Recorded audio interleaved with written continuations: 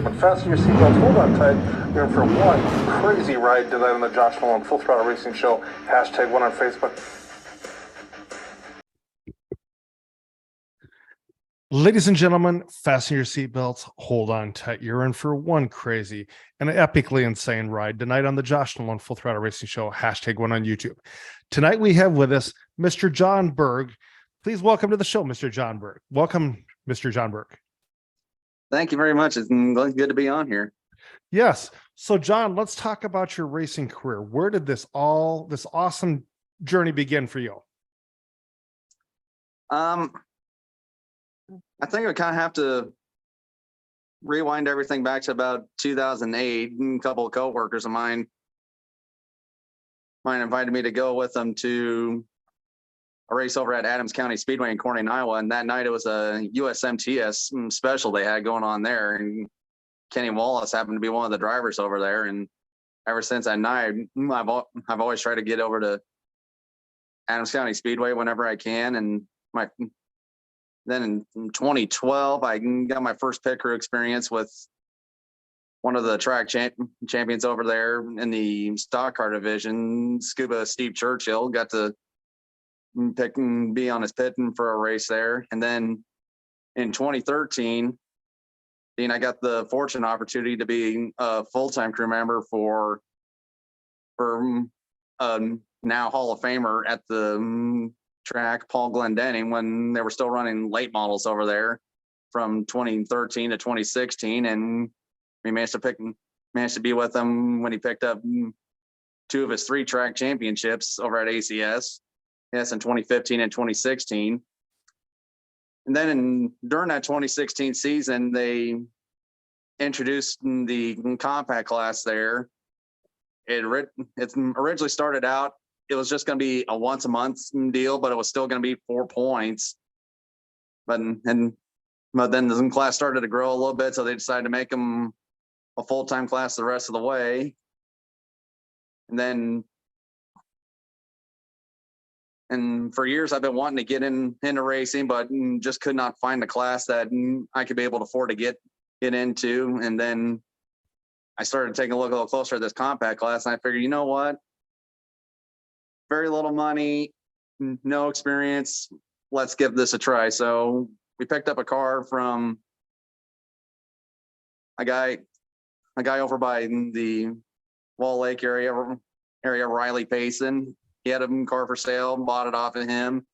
We began racing in 2017. We had some of our growing pains, and then each year we got a little better. And then in 2020, a friend of ours that kind of took us in under his wing the year prior, Dustin Grout, he won the Division 5 national championship for the NASCAR Weekly Series that year. And I also helped him out a little bit. And I let him borrow my trailer a couple of times when he had to go run at I-80 Speedway. He did try to keep himself in the national title. And so he decided to offer me up a car we can build together. He would own, but I would get to race in it. And then our third night out in it, picked up my first career win in the A feature with it on a last lap pass. And overall we got 6 wins with it that year with it in a pretty strong class. And then this season we finally picked up our first ever track championship. It had been a kind of a nail biter all year long, and right now pretty much the rest is history pretty much at this point. Very cool. Very cool. So, John, have you had a lot of success after your first win? Yeah, since our first win, we picked up a total of 11 more wins since then, with 10 of them coming at ACS. And then we had one win last year in USRA competition up at Hamilton County Speedway in Webster City, Iowa. And it was a nail biter at the finish line with one of their track regulars, Jade Lange. It was only by 5/1000ths of a second, but it was a pretty fun race between the two of us in the closing laps, and so far everything's been going good. We picked up 4 wins this year, and like I stated, we got our first ever track championship this year as well at ACS. Very congratulations. So Thank you. John, let's talk about, okay, what's the story behind your race car number? Where did that number come from? Our number 12 mostly just has a lot to do involving me and my wife, Brooke. We first met in May of 2012. We got married on September 12th, 2015. Her birthday is on 12/12, December 12th. And just some pretty good memories for the two of us with the number 12. So we decided to go with number 12. Very cool. So John, who do you have for sponsors on your race car?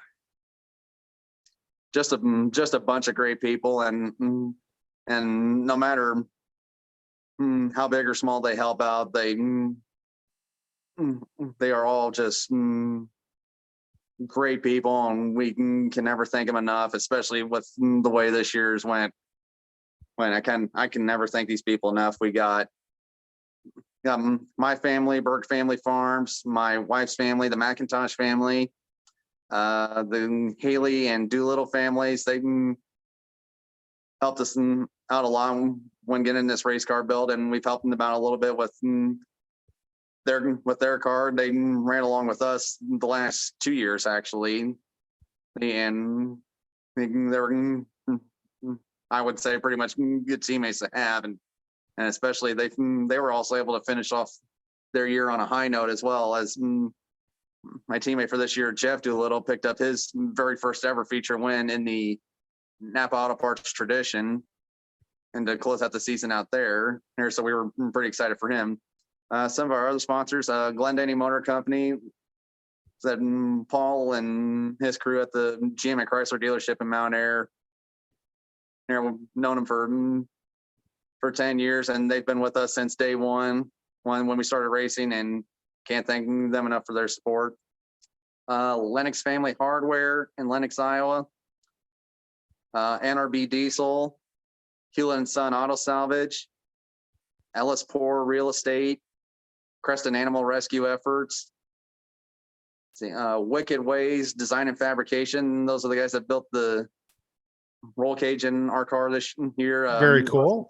Rusty Giles, Hunter Patrick, they did a great job on the build, and they've been real good people to deal with, and I appreciate all their help and their work they did with the car.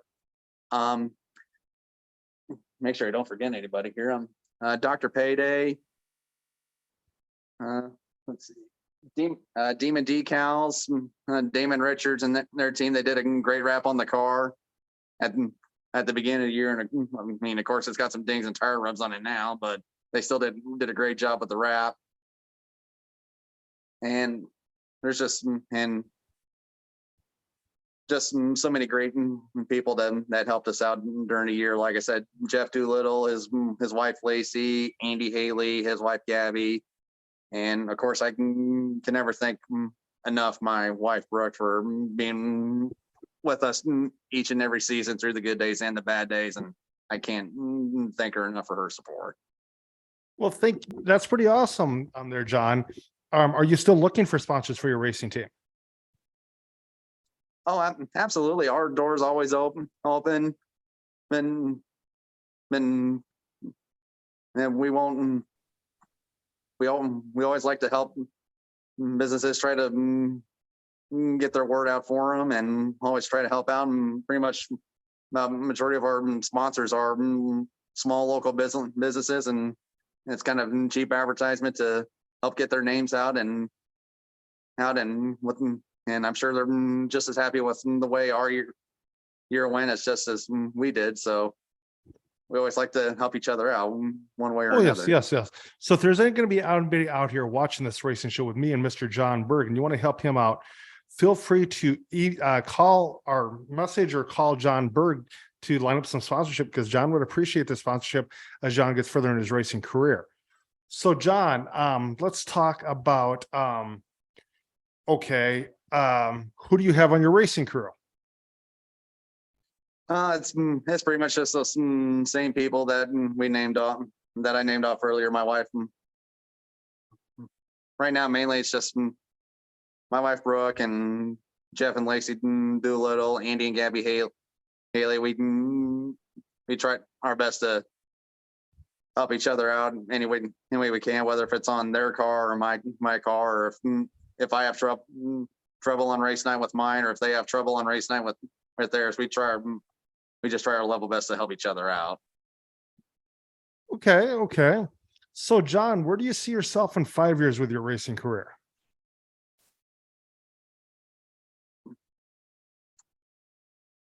Well, whether we move up in another class or not, I'm not really sure, but hopefully what I would like to see is hopefully when my wife and I, we have been in talks about possibly starting up a family, and what I'm really hoping for, or is hopefully when we have children of our own, is gonna try to have a bond with between me and our child with the racing, because I like to be able to pass this on to our children, and I would also be able to look down the road and hopefully pick up a couple more championships along the way and some other special accolades in racing, whatever they may be. Okay. So John, so what is your 10-year plan with the racing other than moving forward a little bit?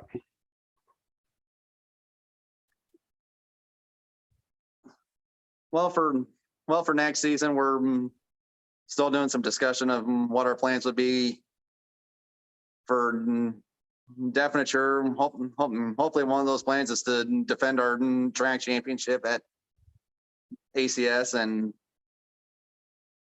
hopefully we'll like to see what may come to be for a national title. And of course, now with I-80 Speedway, as of right now, they're have folded up because they had their last race here just a few weeks ago, and ACS is pretty much about the only NASCAR sanctioned track around. But to be able to be in contention for a national championship isn't going to be too difficult. We just got to have some clean nights throughout, because like just this last season, our 2022 season, we managed to finish 4th in Division 5 national points, and we only ran just ACS, while a lot of the guys ahead of us had to ran two tracks. And we looked, if we had 2 or 3 nights that were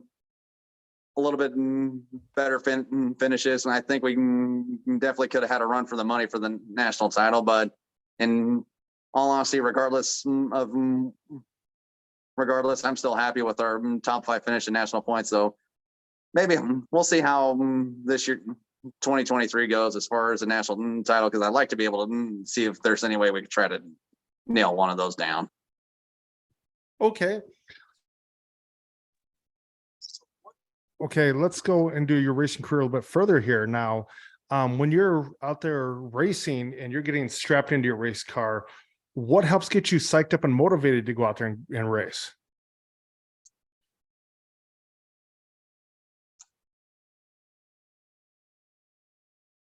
Well, mainly it's mostly because when I get strapped in, my wife tells me good luck, stay safe, keep the car on the racetrack. She always tries to remember that there's always little kids in the stands are looking for what would be the best way to put it, their hero. They want a hero they want to cheer on, and we always want to try our best to try to make sure we are that hero for them, and so they can got someone that they can always root for whenever, or they go to the races. And when it comes to our class, they got a guy they can always root for.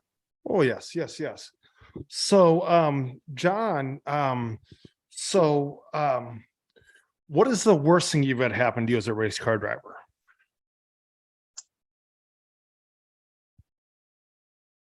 I think it was during our first season in 2017. It was a night we weren't having the greatest night. We had a tire failure in a heat race, going for the lead. Then we had to start the tail of the field, and then just got caught up in one of those situations where we had no place to go. We were just pretty much accordioning into a big Wow. wreck, and it pretty much, for the most part, totaled the car. And we thought our season was done, but I had someone get a hold of me. He's be like, like, I'll sell you this car for X amount of dollars. And we were still sitting top 10 in points, and we were heading into an off weekend, and for Silver Dollar Nationals that was taking place at I-80 the following weekend. So we like, okay, we got 2 weeks to move a cage from one car to another. We could do this. So we put forth our efforts to get this car, get it gutted, move the cage over from the wrecked car over into the other car. And my gosh, when ACS was back in action a couple weeks later, we're back at the track, and later in the year we still managed to hang on to a top 10 finish in points. So that it felt pretty good, despite a major setback we suffered. Oh yeah, yeah. So, John, do you have a racing nickname? As a matter of fact, funny that you mentioned that, because I actually worked for Frito-Lay, and I've been there with them now for 4 years. And Paul Glendenning, actually kind of referenced a nickname during the 2019 season, and then we didn't put it on the car because, as like I said, that we only, at the time, I've only been with them for a few months. And like, whenever he sees me at the track, whenever he saw me at the track, he's like, "There's the Frito Bandito," and I'm like, you know what? I think that might actually stick if my work was okay with it. So so since 2020, we put right on the visor of the car, Frito Bandito, and definitely this year more than ever, the name stuck pretty good. Oh, so, yeah. So that's been pretty much the nickname ever since, and pretty much about every car I've been in that, and I've raced, and they've had nicknames of their own, whether if they were good ones or bad ones. Yeah. So, John, who is your racing hero? Who is the race car driver you look up to?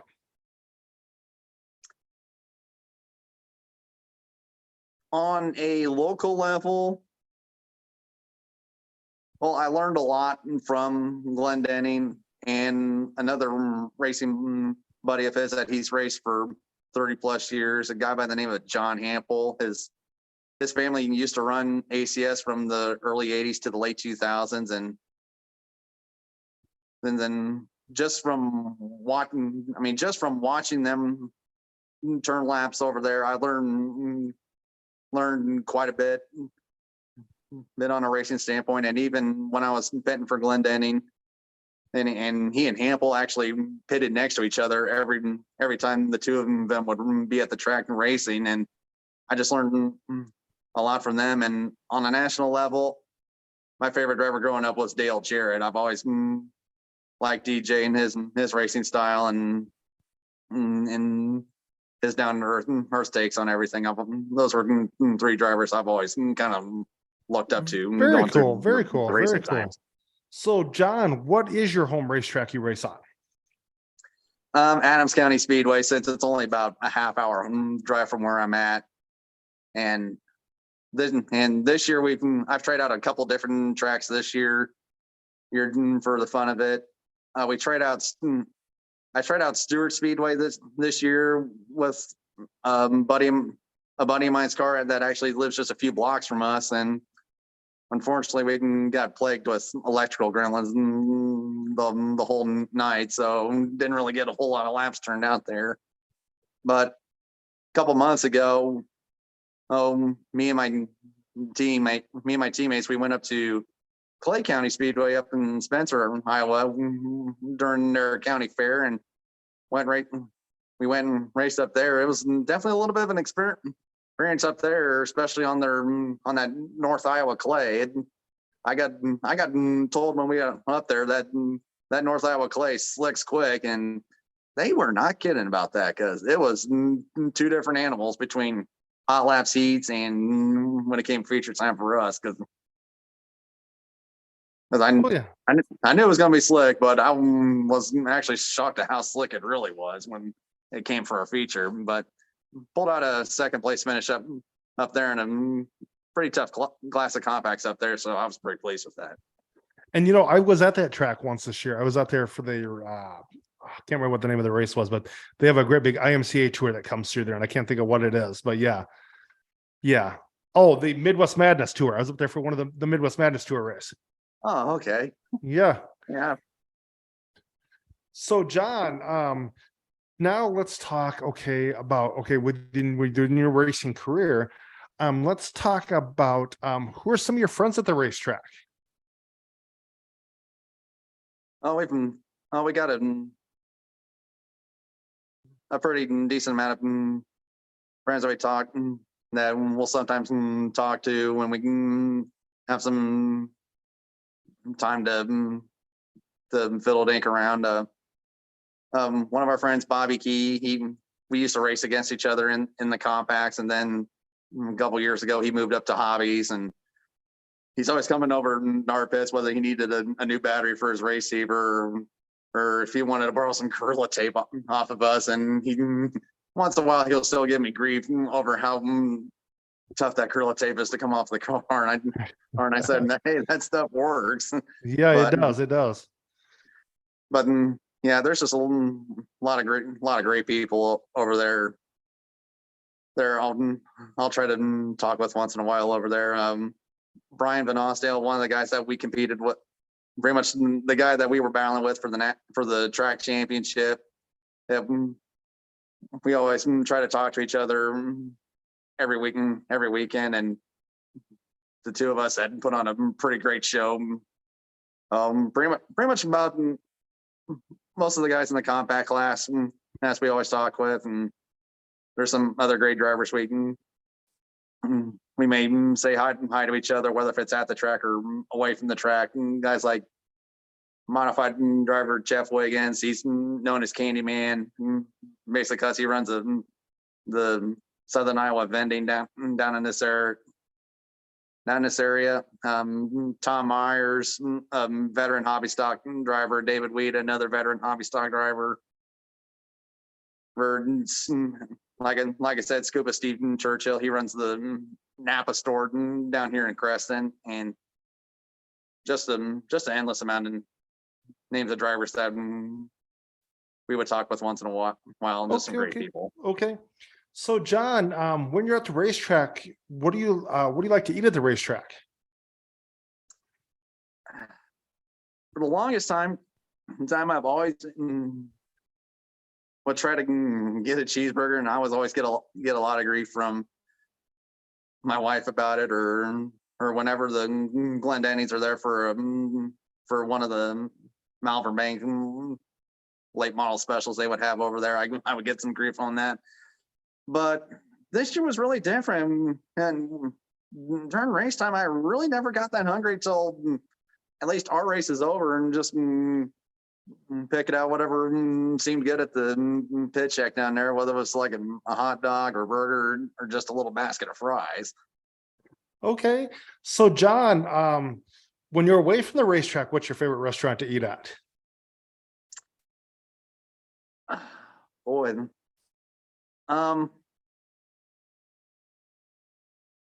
I would say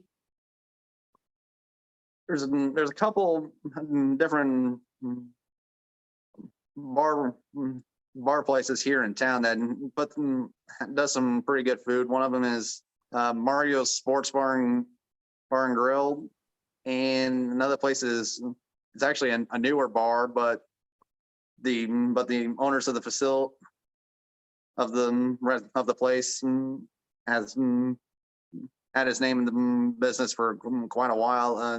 Name of the place is Willie's Bar and Grill, and both places got pretty good food. But when it comes to if we want to go out of town for like a little date night with me and Brooke, it's pretty much Des Moines and Olive Garden, because when we like to go out of town, we pretty much got to treat the woman that's got to Oh yeah, yeah. our stubborn racing. So Okay. so every time we go to Des Moines, it's Olive Garden for. So John, when you're at home, what's your favorite home cooked meal that your wife fixes for you?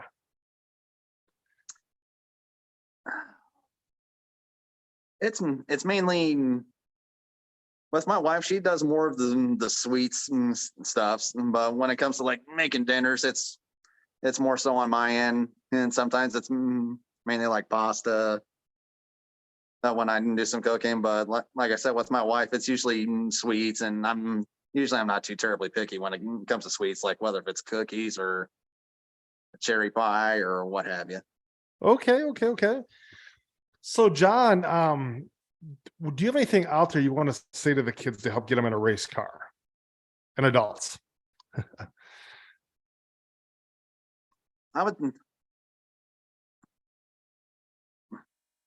I think when it comes to racing, I think it's pretty much like any other things in life. You're gonna have some challenges. You're gonna have some bad days, but as long as it's still something you love, and you want to keep doing it, and shake off the bad days, shake off those bad moments, and just keep on trying. That's all anybody can ask you to do, is just keep trying, keep working at it. And one day you'll find that success. Yes, and like I said, it's going to be a long road, but just keep at it, keep grinding, and you'll get the success. And that's kind of about how my career has been so far. Being in these compacts, we were pretty much about a field filler for 3 years, for our first 3 years, and then the last 3 years we started racking up W's, and we got a championship out of it. It can be a long road, but if you still love it and you still want to stay committed to it, keep going, never give up. Oh yes. So John, what do you like to do away from the racetrack for fun? Spend time with my wife as much as we can, or try to go out and about whenever we can, and whether it's with friends or just a nice little date night with me and the missus, or spend some time with family if there's ever a little big get together going on. Just like just try to do whatever we can to try to keep ourselves busy and keep each other happy. Okay.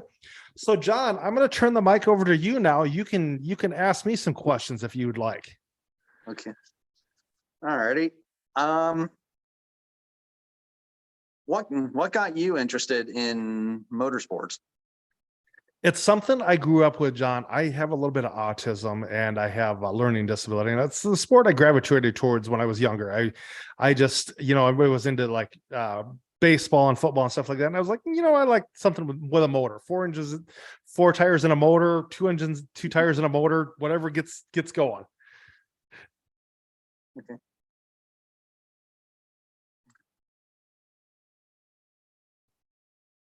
Okay, well, I don't know if you do much following with like any of the top 3 series with NASCAR. Okay.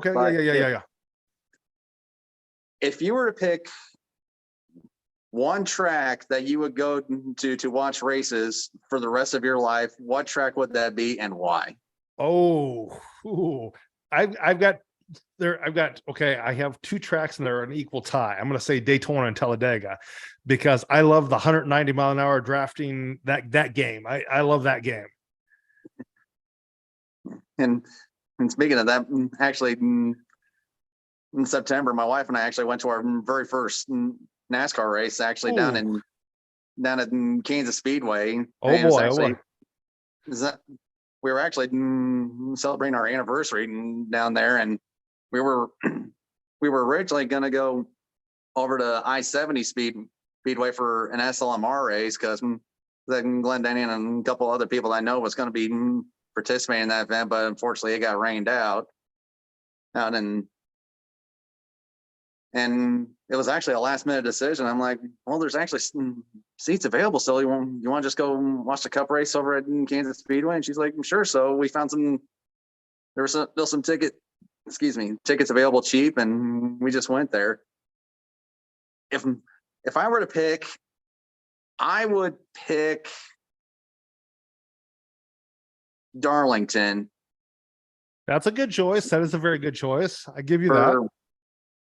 One, for the nostalgia of it, for how long it's been in the series, and like I said, it's another one of those tracks that's in a small community. Oh yeah, meaning you want to try to support those small communities. Oh yeah, exactly. Well, John, I would like to thank you for being on the racing show with me tonight, talking to us about your racing career. I'll have you step out. I will call you in a little bit to thank you in person for being on this racing show with me. But yes, John, thank you very much for doing this. Thank you very much. And thanks for the opportunity to let me come on your show and talk about this. It's been a pleasure. Yes, not a problem. Thank you very much, John. I'll have you step out then, okay? All righty. Thank you very much. Yep, thank you.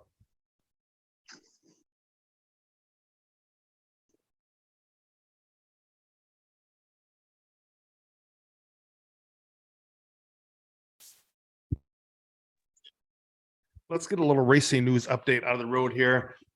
Racing news update time. It is time for some racing news chatter. So let's get in here like this. So racing news time.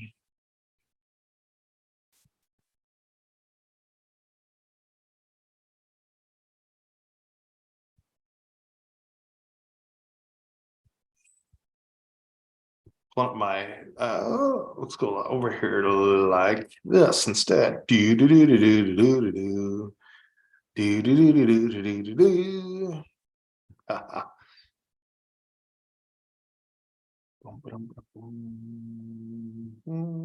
Okay, let's pull up this here, shall we? Okay. So let's go like this. See if I have any racing news updates for you.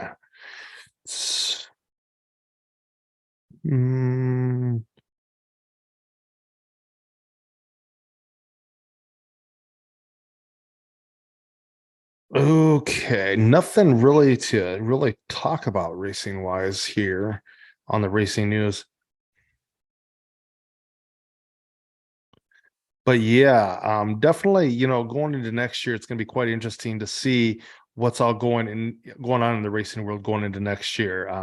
But like I said, ladies and gentlemen, it's going to be quite interesting to see how the racing world turns out next year. But with that being said, ladies and gentlemen, I'm going to step away. You guys have a good day. Catch you later. Another episode of the Josh Nolan Full Throttle Racing Show, #1 on YouTube.